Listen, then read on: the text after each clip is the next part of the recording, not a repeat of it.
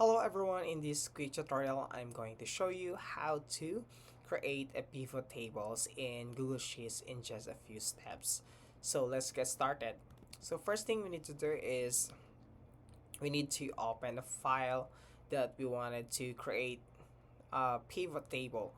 So once the file is open, we're ready, or you are ready to create a pivot table. So let's get started. So here I had a sample here.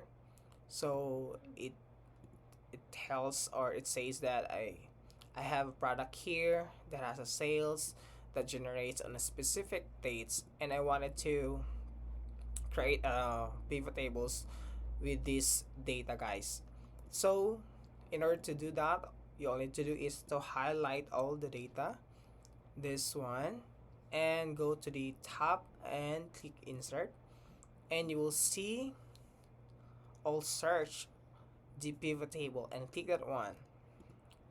So after that, either you wanted to create a or insert a new sheet or an existing sheet, so it's up to you guys. So for me, I wanted to a new sheet, so click create.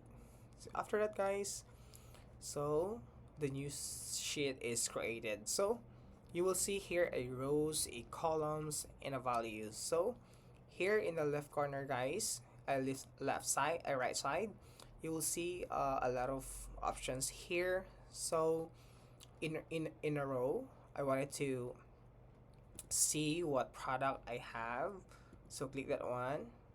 So next is what values it had in some slide. So click sales. So as you can see, I had a product here, a blue and red. So sum of sales they had is 5,000 for blue and 4,500 for red. So that's how we can create our pivot table, guys. So it's up to you guys. So you can also customize here in the rows. So you can also put a date.